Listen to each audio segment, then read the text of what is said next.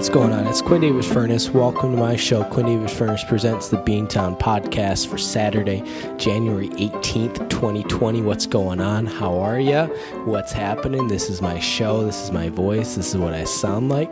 Thank you to Quinn David Furness for that nice introduction music. Our second week in a row sounds nice and good. And, told you we were going to be bringing in intro music and outro music, and here we are. I also told you we'd be having the camera, but that hasn't arrived in the mail yet. So we're still waiting on that, but that's okay. Well, we've got a really interesting episode for you today.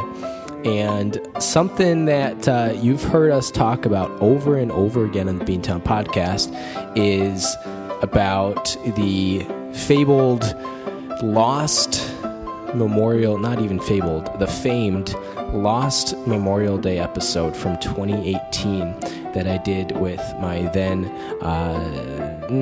girlfriend. Is kind of murky, but significant other, Erica, who I dated for a couple months when I lived out on the East Coast, originally back in Beantown.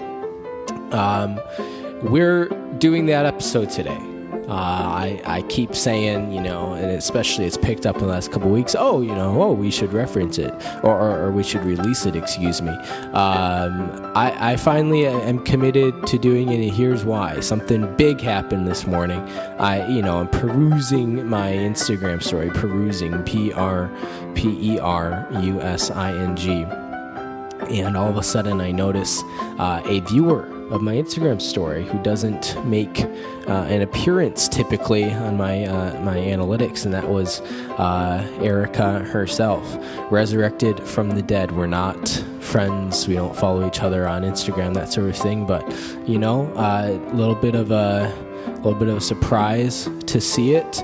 But we'll welcome anybody to follow the stories, to follow the podcast, that sort of thing. So I decided, hey, you know what? There's never going to be a better time than right now to release the episode. So that's what we're going to be doing. I haven't listened to the full thing through ever. It never in my life. I in kind of preparation for this episode, went back and listened to the first minute or two. I've got a lot of energy in it, and it's kind of a funky podcast. But it's the whole thing is somewhere a little under half an hour long, I think. So we're gonna get into it. We're gonna just play it for you. You can listen to it. And I don't know if I'll ever be able to bring myself to listen to it, but it's fun either way. I'll let you know, because I don't recall in the Memorial Day podcast if we got around to this. Listener discretion is advised when you're listening to the Beantown podcast. Number one, we'll use some language, and I'm pretty confident that we used a lot of language in this episode we're about to air.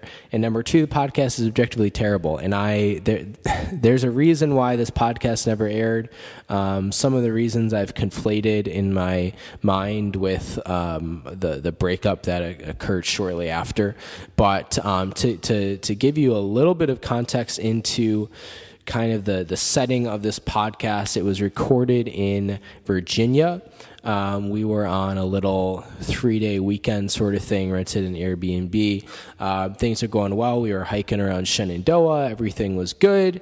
And basically, right after we finished recording, we got into a fight, but not even really a fight, just kind of a pseudo fight.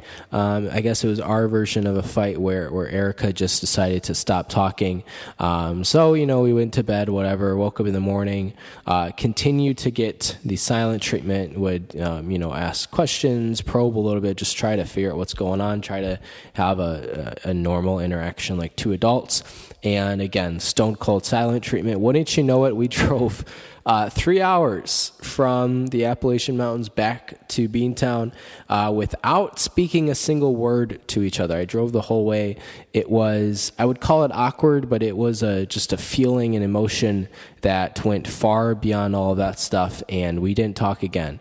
So you are literally listening to I guess I never thought of it this way, but it's absolutely true when I say you're literally listening to the last significant conversation we ever had. And I've never listened to it. It's not because it's so painful and I just can't bring myself to revisit it. That's not what it is. I got over this relationship about 30 seconds after it ended, but I just have never felt compelled to. So you all are going to be hearing the last conversation I ever had with Erica before I even hear it. One day I'll listen to it, but we're getting kind of meta here. Quick update on the podcast before we turn it over to Quinn and Erica from 2018. Recording has indeed begun on the Scott Farrell audiobook.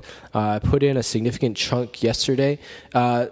First impressions, this is a lot harder than I thought. Two reasons why. One, I just, you read aloud a little bit, when you're a younger kid and that sort of thing. But by the time you get to high school and college, you really don't have to do it at all. I'm not used to doing it, and it really takes a lot out of you mentally. It's a big project, and I don't want to say I underestimated how much it was going to be, but I to a certain extent, I did underestimate it. So we're doing our best, but it's a lot. The other thing is this, this book just sucks. Like, the minute details, the stuff that no one needs to know from the time when Scott was in second grade and his interactions with so-and-so going out after school to their house and what they did then. Like, one, I don't buy the fact that he remembers all this stuff. Two, it's as whatever the strong opposite antonym of engaging and interesting is. This is absolutely what it is. It's bad. It's one thing to do an audiobook of a book that is good and you enjoy reading. It's another thing to try to get through over 500 pages of just an awful book. So keep us in your thoughts and prayers. We're doing our best. Okay, that's all I'm going to ramble for. I'm going to turn it over and enjoy. I'm going to come back in at the end. We'll read some ads. We'll update you on what's coming up on the podcast, and then you'll hear outro music, also performed by me. But here goes nothing. For those of you who've wanted to hear it for, the past 20 months, whatever it's been, no more waiting around. Here it is, the lost episode from May 27th, 2018. Quinn David Furness presents the Beantown podcast featuring Erica Boyd. The only lost episode we have, nothing else. The only one I've never listened to. Here it is. Enjoy. Good evening. Ladies and gentlemen, it's the Beantown Podcast. It's your host, Quinn David Furness, joined today by special guest, Miss Erica. How you doing today? Speak into the mic, sis. Good. This is what happens when you let her have one beer. Everything just goes off the rails. Happy Memorial Day weekend.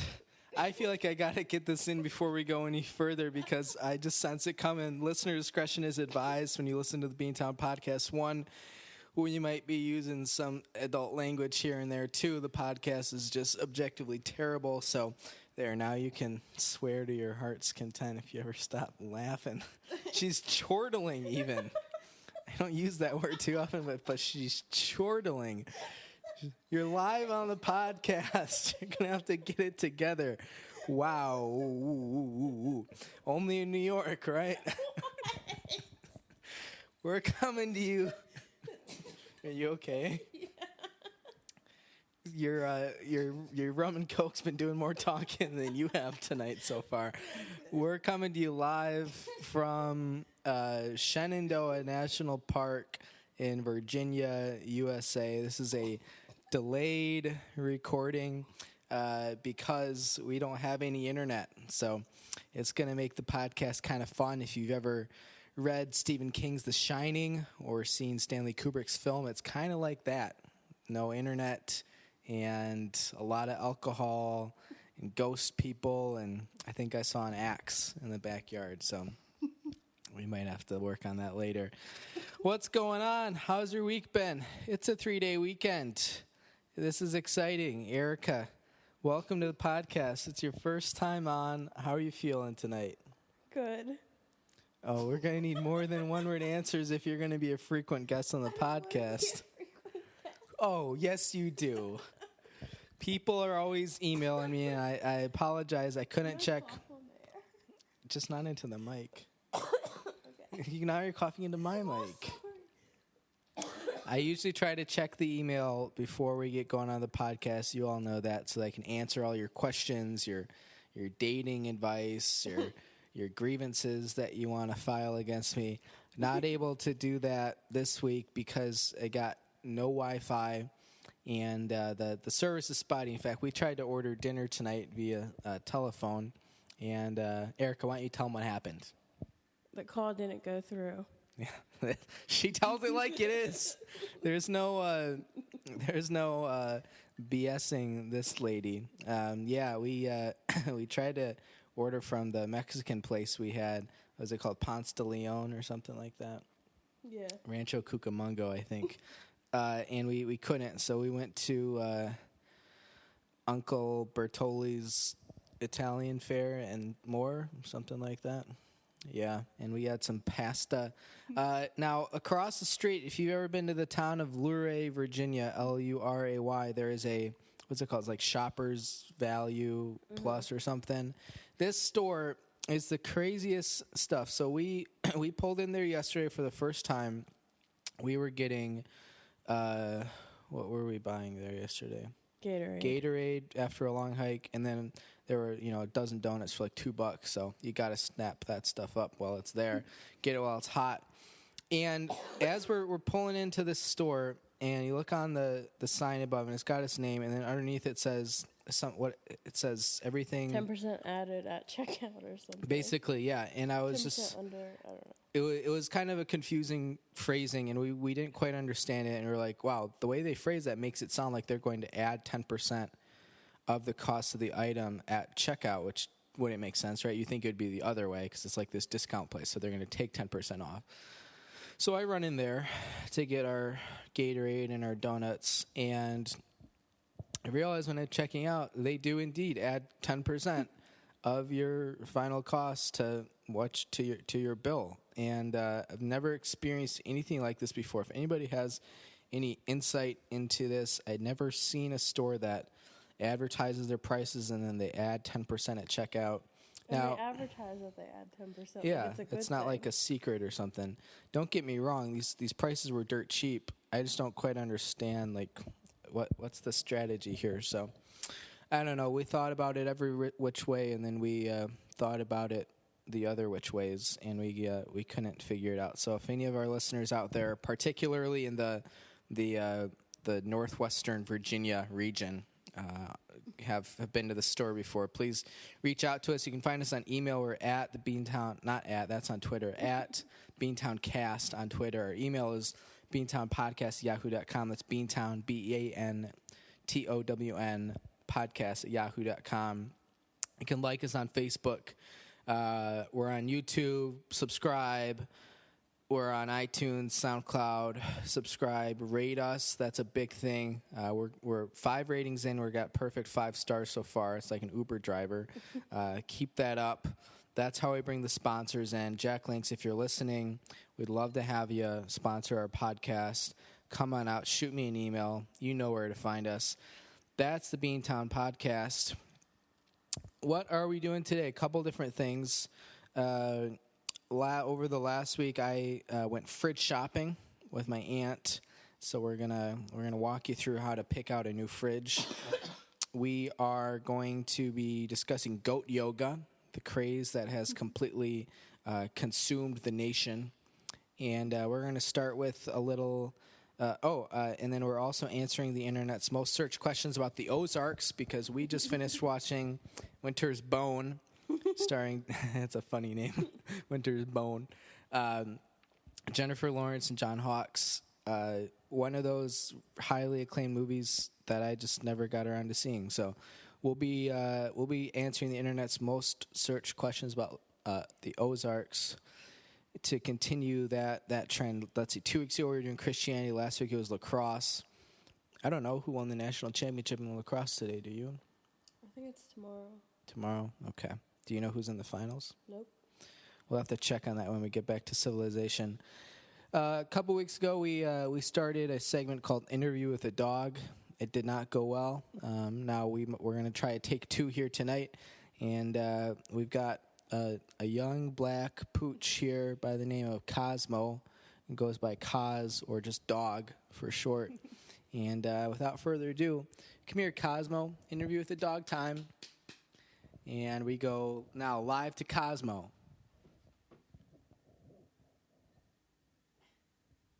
So if you could see, he sort of lifted his head gingerly, sniffed it for half a second, and used some dog expletives and gave us the paw.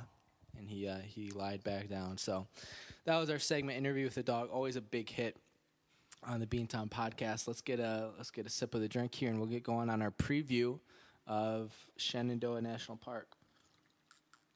Does that have rum in it? It's got a lot of rum in it. Yeah. Oh, Yeah. Okay, here we go. Now, there's a big misconception out there about. Yeah, help yourself to some cake if you want some. We got a cannoli cake at the Shoppers Plus. It was like $7, and then with the 10% in tax, it was like $8.50. Now, what? Okay. I feel like if I hold the mics too close to each other, I'm gonna hit the nexus of the universe. Yeah, that's a Seinfeld quote.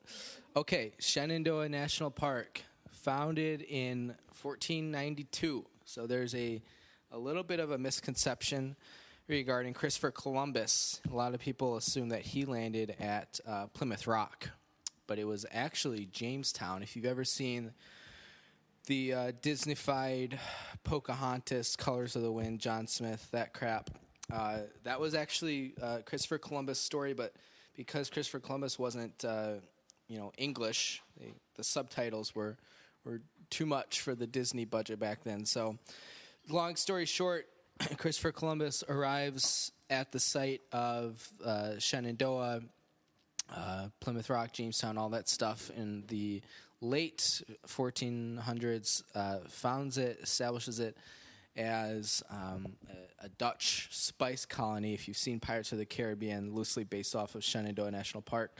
That's in 1492. What you'll see is that, Shenandoah, I should mention, the word actually comes from the Iroquois for tapestry. That's something that a lot of people don't know. That's kind of what we're here to do on the Beantown podcast. We're here to have some laughs. We're here to do some heartfelt interviews, but we're also here to educate the masses. So Shenandoah, an Iroquois term for tapestry. There, go put that in your book report for all my middle schoolers out there listening. Thanks for listening. Get some sleep, go to bed. It's a school night. We're having some laughs. And, just try to be okay. Oh, Cosmo's up now. You bring the rum and Coke out, and he just goes crazy. Moving ahead here, Shenandoah ended up serving an important role in the Civil War. Actually, and we were reading about it earlier today. There's some plaques around town. It was a battle site frequented by Stonewall Jackson, who I think a lot of people, myself included up until today, thought he was a starting center for the Lakers. But Stonewall Jackson is actually a Civil War general. And George Armstrong Custer actually was here as well to execute some Confederate soldiers. George Armstrong Custer, best known for his later defeat. Custard? I think it's Custer. No, I'm saying he's best known for his custard. That doesn't make any sense. He was defeated at the Battle of Little Bighorn by Geronimo, actually. And that's why when you jump out of a plane, you yell, Geronimo, because of that battle. Shenandoah was established as a national park in 1984 by President Ronald Reagan. If you've ever seen the film Argo, Ben Affleck, Michael Keaton, Cedric the Entertainer, that film is about not about Shenandoah. It's a really good film about the Iran hostage crisis in 1979, and it won Best Picture. If you haven't seen Argo, 4 stars. Encourage you to check it out. But Shenandoah doesn't really have a movie yet.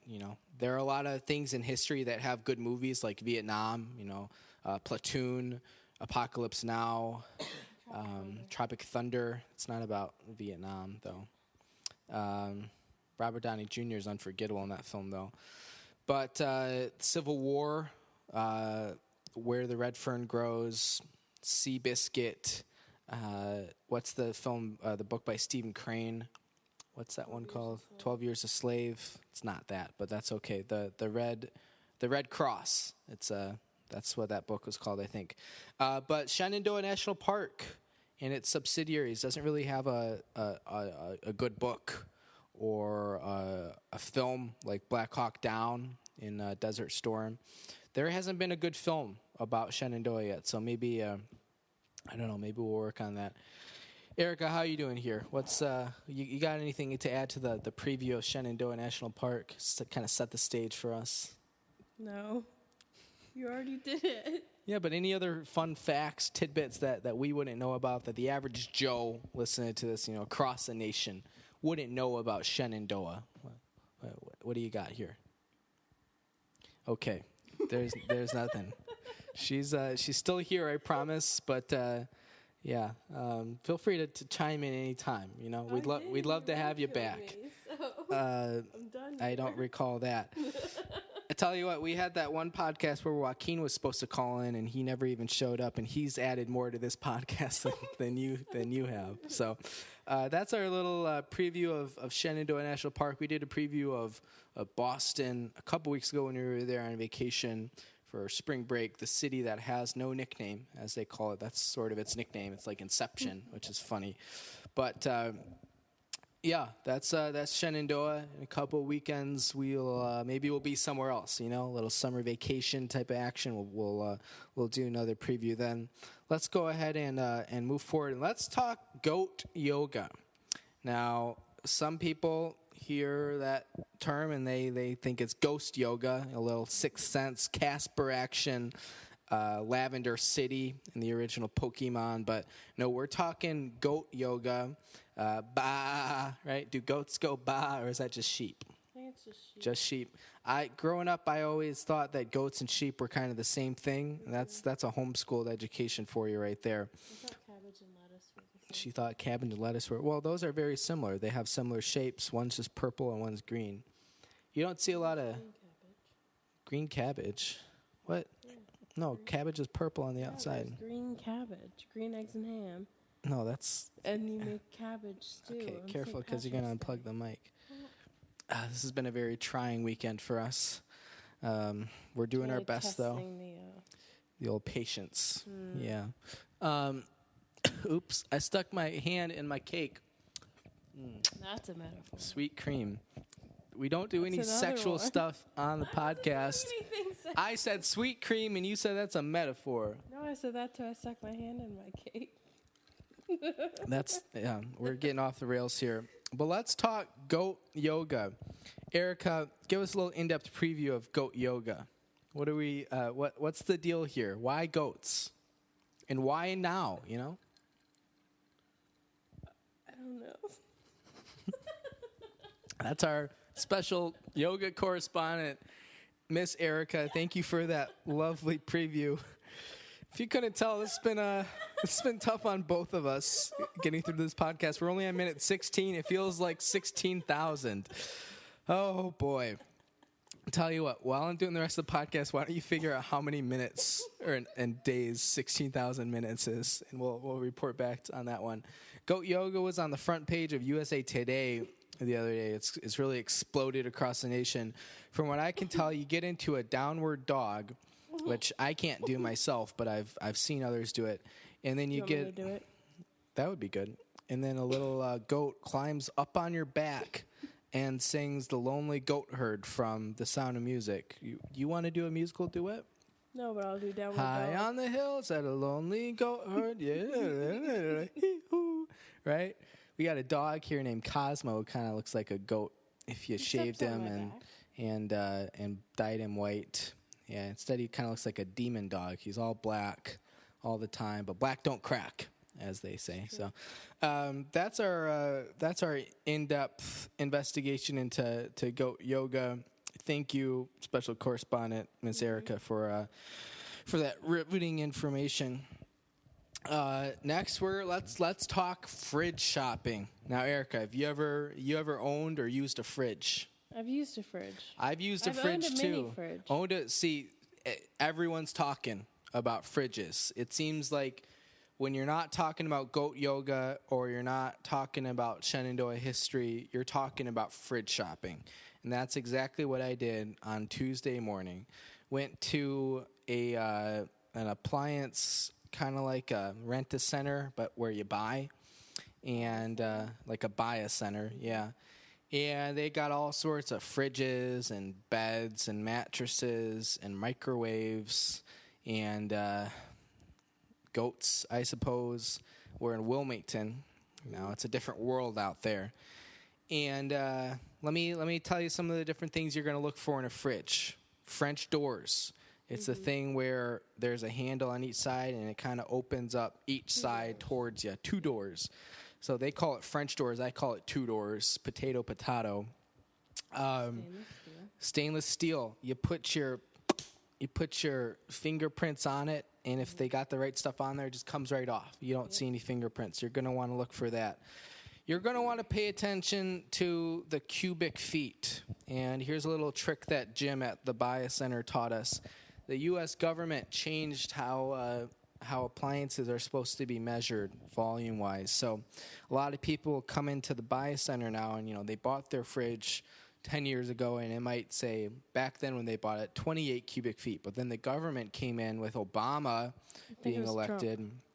Probably Obama, because it's bad. This is bad news. And changed it all. More government regulation, big government. And Obama tapped the whole country and changed how we measure it. So now you come in and you're like, well, I had a 28 cubic feet fridge before, and now you're telling me it's only 25. And meanwhile, a McDouble's costing like $1.60, and just not my America. So, but you're going to want to look out for that when you're fridge shopping. And the other thing to note is, do you want that automatic ice maker? Because a lot of people like ice. I've recently gotten into ice. I used to live in a couple of ice-free zones when I was in Chicago. No ice allowed in our apartments. And since moving out to Baltimore, my friend got me some ice trays as a going-away gift. Hell of a gift. And I've been using ice more often in Baltimore. It cools you off. It keeps you hydrated. Your ice might have some fun shapes. Like mine's got it's like an emoji ice tray. It's fun. Sometimes I'm drinking it and I got like a smiley face or a frowny face or a tongue hanging out. I don't know. What are your thoughts, Erica? Well, I have a wiener dog tray from IKEA, and it really brightens up my day. You can hear it in her voice. She's been smiling ear to ear the last 20 minutes of this podcast.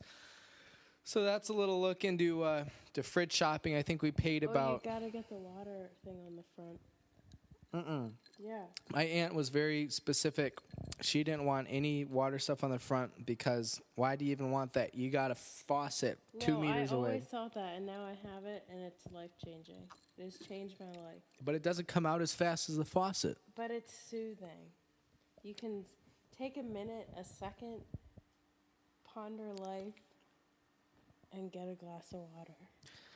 Yeah, but I could ponder life while I was doing something else more productive, or like filling up my What's emoji more ice tray. productive than getting the liquid of life? All right. So if you want to waste your time with a water filter on the front, you can do that as well. Look out for special savings like Memorial Day sales or President's Day sales. It's a big holiday for appliances. In fact, when Gerald Ford established President's Day back in the mid-'70s, he had some ties to actually some rent-a-centers across the East Coast, and it's kind of an insider's deal. We can reveal that later on a separate episode of podcast. Or Cosmo is gonna undo the. Oh shoot! No, hang on. We got dog problems here on the podcast. Okay. Wow. This has been a tough one. Let's go ahead and move into our segment that we've been doing, on the podcast here. boy, is it hot in here. Am I right? Yeah. Yeah, it's probably mid 80s. This is brutal. Apparently there's air conditioning, but we can't turn it on. So again, Obama's America. We're doing the internet's most frequently asked questions on the Ozarks. So here we go. Let's jump right in. Erica's first question is going to be you. Okay. How do I rent a canoe? $50 made out to me. $50 made out to you. Brief answer. Let's expand on that a little bit. So $50. Now we're talking the Ozarks. So what type of currency are they using down there? Heavy. You say heavy? Heavy currents? Heavy current? What? Heavy currents. Let's use English on this podcast. I don't know what else to tell you. I'd like to say aloha to my Hawaii listeners and konnichiwa to those on the Ring of Fire. But this is primarily an American podcast, so I'll translate what Eric... Okay, this dog is killing me. I don't know what else to tell you. He's a guest. What Erica was trying to say is wooden buffalo nickels. Actually... Did you say currency? Mm-hmm. Well, I heard currents. What... I said... You said $50 to $50 to get on the podcast. What type of currency? I heard what type of currents. But what does that mean? What do you mean, Like what type the of water currents? currents, because you're talking about canoes. What do you mean to play us out? There's no words there. Let's move ahead. I'll take this question. What about group camping? Now, little PSA about group camping. That can be kind of fun if you kind of explain the rules before you get hot and heavy. Group dynamics can be tricky. Now there can be a big payoff. There can be a big payload, if you will. That. All right, talk to us about group camping. Oh, I meant never mind. She said she'd talk about it, and she's not. So, let's move ahead here. What makes the spring water so blue, Erica? That's a question for you.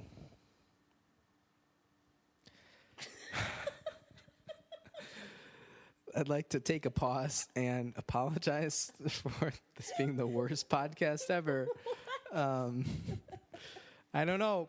You just asked for weeks and weeks to get on First the podcast. Of all, I've been cornered into this podcast. No, I asked you if you wanted to be on the podcast. I asked you to make me interview questions. And I asked you, what do you want to talk about? I said anything. And you said my sex life, and I said I'm not going to. No, you said female anatomy, and I said I'm not going to talk about the female anatomy on my podcast. This is a good, upstanding Christian podcast, and I'm not going to sultry it with your vitriol. Okay. What makes the spring water so blue? I don't know, vitriol. That doesn't make sense. Well, here we are. Can I ride my horse in the park?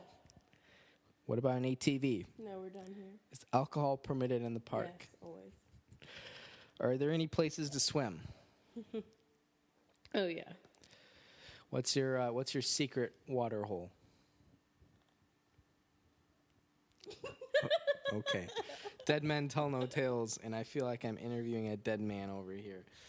How far are we into this god-awful podcast? I told you the questions we were doing before. This is a setup. This is egregious. This is an assault. That's what John Malkovich says in Burn After Reading. Coen Brothers. Yes, I do. George Clooney. This is an assault. Oh, God. Wow. This has been rough. Let's take a time out here and let's I don't know. I'm trying not to get emotional. This has been a really tough podcast. The ice cream cake isn't really ice creamy. Everything is hot. It's so hot. My back hurts from this mattress we've been sleeping on. The views on our hikes have not been as good as what I was going for. It's so hot. I don't know if I mentioned that.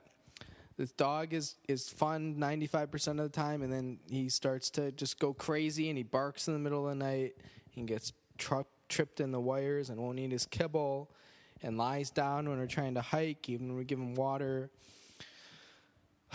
It's just all coming out right now. Erica, what are your thoughts? Why don't you fill some time for us? I thought we were taking a break. What do you mean a break? You just said let's take a break. I just took my break. Well, I didn't take a break. I thought we were taking a break. That's your later. break. I didn't You know haven't even that. been saying anything. This whole thing has been derailed. Do you have anything you want to plug here on the podcast? Any law firms or beauty products or anything, or spandex? No. All right. Well, Erica, thanks for coming on. It was a good time. Please end this. And really? Do I turn it off?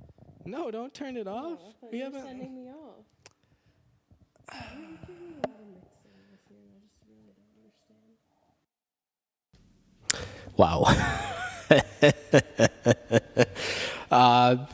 Boy. Okay. I listened to the first minute while we're actually here on the Craigslist couch doing the recording. I listened to the first minute and then the last minute. It starts off with a lot of energy, and it ends. You can see why I didn't want to post it, and why I didn't post it, and why it's been almost 2 years for me to release it. That was it. The podcast didn't even have an ending. It just fade to black. It's like The Sopranos or something. Spoiler alert. Wow. Okay. Yep. That was it. I hope you enjoyed it. I hope it was worth it. I don't know. That was just an absolute shit show, and I haven't even listened to more than 2 or 3 minutes of the whole thing. So, yikes. Okay. Let's get to some ads here, and then we'll finish it up since we're already at about 37 minutes here. Okay. Home Pride Oregon. Are you tired of selling your house for less than a quarter of what it's worth, all because you couldn't find a reliable home inspector in time? Well, Oregon listeners, I got good news for you. Home Pride Inspection Services in Bend, Oregon is Central Oregon's hottest new home inspection provider, with inspection services including things like heating and cooling, roofing, plumbing, and so much more. Home Pride Oregon is both contractor certified and home inspection certified, so you know you're getting the good stuff.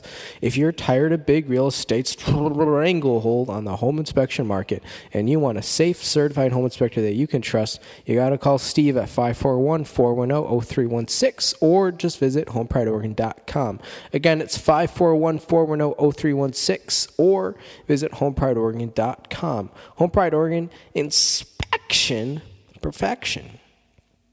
A little shout out to the Samson Q2U series, breaking the space-time continuum with this podcast, featuring live content as well as content from nearly 2 years ago. How crazy is that we're able to pull that off? Pretty cool. It was pulling double duty all the way back in May 2018, and it continues to be pulling double duty today here in 2020. And this is rough.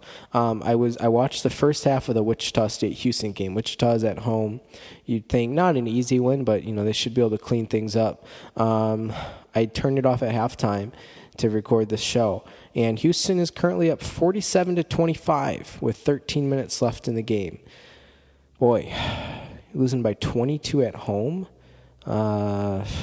Mercy. That's rough.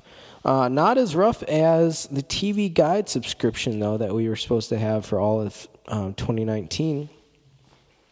And you know what? You know how that goes.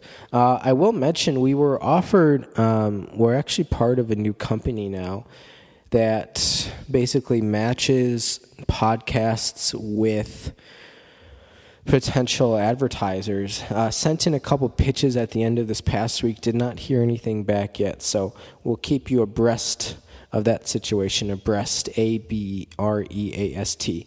And this isn't going to come through on the podcast. You can't hear it because of the quality of that Samson Q2U microphone series, but I talk about this occasionally. My downstairs neighbors on the weekends really love to pump up the jams. Pump up the jams, pump it up while your feet are stomping. And if you're Jane, she likes to do the very specific Al Gore singing Pump Up the Jam. Pump up the jam, pump it up. I can't do it as well as Ma can, but That's her thing. While I was kind of doing some behind the scenes production stuff, putting in the audio clip from May 2018 in to this episode, they had this like EDM version of Crazy by Gnarls Barkley going. It was just like, and the bass was just boom, boom, boom, boom, boom, boom, boom, boom, boom. That's not even the bass line of Crazy, which makes it even crazier. But now they've moved on to, what is playing right now? Can't tell. It's something pretty high energy too. I wonder, it's like, what are they doing down there? Will Ferrell in Wedding Crashers. I never know what she's doing up there. That's how I feel about my downstairs neighbors.